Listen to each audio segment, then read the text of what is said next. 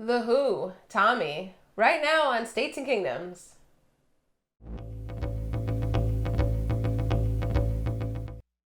Welcome back to States and Kingdoms. Today we're talking about The Who's album Tommy from 1969.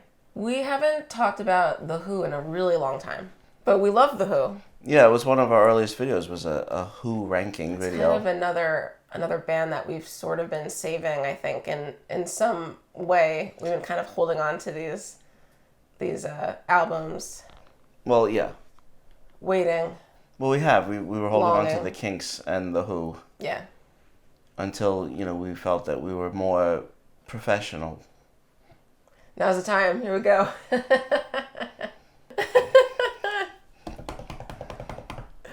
Anyway. Glad we finally made it.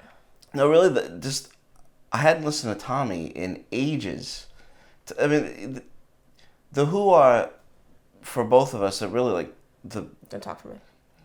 The Who are one of the first classic rock bands that I really got into hard. I mean, yeah. and of course, it helped that they were still around. I mean, they were one of the few that you could really go see at the time, and we did. Yep. When we were younger, around 2000, we went to see them twice. Yeah. And I mean, they were still really good. It was, still had John, mm-hmm. and they were solid band with Zach, mm-hmm. and those shows were awesome. So glad that we went. They were still really, really powerful.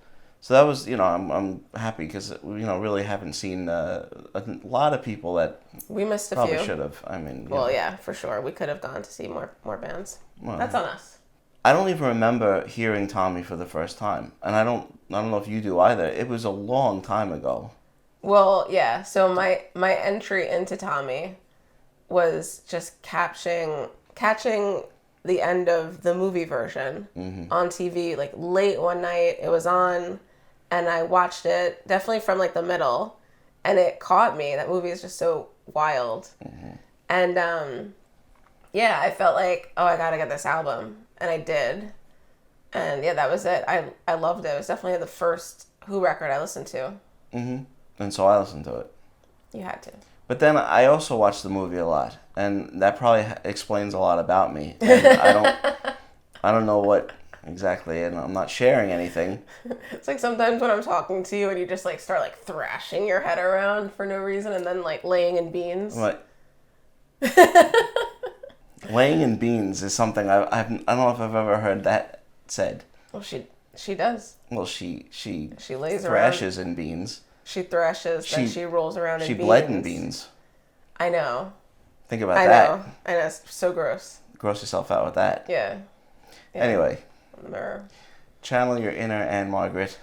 Lay in beans. Lay in beans. I like the movie too, of course. The Who album I probably listened to most was Live at Leeds. Right. The very long the CD version. 95, the 95 reissue. And of course, it doesn't have the full Tommy performance, but they do have, some. A lot of it, yeah. And I mean, I still think that album's, aces. Just incredibly awesome. And, the Who live really were everything everyone said about them. But so it struck me about Tommy, it still does really. It's just how acoustic it is. It is. It's so strummy. It's a obviously well produced, very textured album. The guitar sounds are, very acoustic. Mm-hmm. It's not really terribly, loud or brash or anything. No, it has a lot of quiet moments actually. Yeah. And it still has, I mean, this is it's my perception of it, but it just still has that Don Everly thing. Yeah. I feel like that kind of acoustic sound it always reminds me of the Everly Brothers. That never left Pete. That number one influence number one. Yeah. Listening to it again, I mean, you do hear also how I think still being influenced by the Beach Boys, which is something that I don't you don't really talk about too much. That's so apparent on the Who Sell Out in a number of places. Yeah, there's some, I always thought the melodies can be very. So, not surprising that it's still there. But yeah, you don't really see people talking about that too much. Listening to it again, more recently after, like you said, taking a bit of a break from it. I don't know why. Just I was so struck by the scope of the project in general, and just how amazing the story is that Pete wrote, how amazing the music is, just the performances by everyone, basically playing these characters. And the whole thing just goes together so perfectly. I mean, I always loved this album so much, and it's still just as impressive, if not more so, listening to it, again on vinyl. It's just amazing. I think what always struck me about this is that it is essentially still rock and roll. He didn't, try to go for, a symphonic sound, bringing an orchestra. Obviously, that was actually rejected. Yeah. He wanted to be able to perform this live, but he kept it rock and roll. He kept the form, the actual form of the music, and still was able to stretch it into this. I mean, maybe perfectly formed, but extremely well formed opera.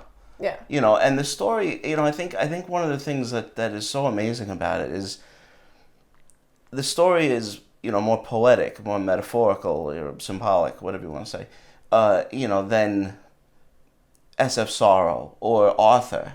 Two things from the same time, which are more straightforward narrative. Also, about real things. War. They're all about the British Empire. Yeah. Yeah, but I mean, Tommy, I know what you mean. Even though it does, of course, because I mean, if you're English growing up at that time, the war was just, you couldn't avoid it. I mean, it was kind of defining. But I mean, the way he tells this story and the kind of spiritual story that it is I mean, it is really remarkable, and it makes it stand out. It still is it's still current in a way that, as much as honestly Arthur is one of my all-time favorite albums, and I'm not knocking that, it stands out and is fresher feeling now even than say that would be. Yeah, it's beautiful. It always feels new, I think, and also it's how Pete Townshend's a genius. Yeah. This is an extraordinary thing. I mean, the Who Sell Out was already absolutely brilliant, but that he pulled this out, is just always impressive. It's crazy. Yeah, he made. I mean, honestly, this album, I feel like they just make all the right choices. Yeah. Everyone, like you said, the performances are incredible. Roger's voice is, strong and also full of pathos, and we were talking about I don't know when it was, the other day, whatever, about actors who can sing, singers who can act, whatever. Yes. Either one. Yeah. We're talking about Mick Jagger, and and that, I feel that he's very good at emoting. He's very good at sort of you could say acting. Yeah.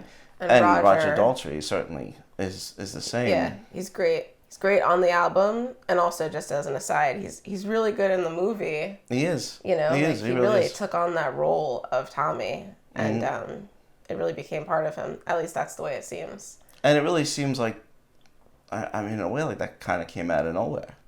Like, that he would be able to, like, become that character on the record. Put on the fringe vest and go. Sorry, on the fringe vest. It is an interesting topic, though. The great singers that were also great actors. I mean, really, there's a good amount of them. Everyone following Bing Crosby, basically, even Elvis, It's really interesting because I mean it's always a component of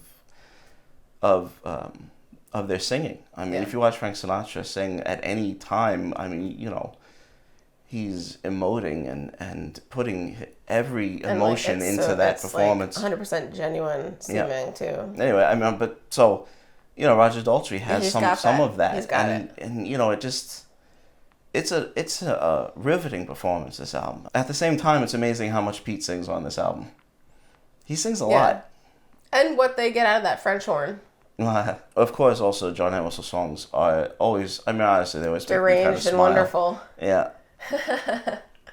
and another, I love John Entwistle's voice. Me too. We've said this before. I mean, he's a great singer. Yeah, that's one of the things, just one of the many things that makes The Who so interesting for me is just the diversity in their voices. You've got three great lead singers. Basically. You know, of course, Roger has the best voice. Yeah. But I love Pete's voice. I love John's voice. You know, what the three of them bring. And then also, I mean, they do some crazy harmonies. Like them harmonizing together is always wonderful.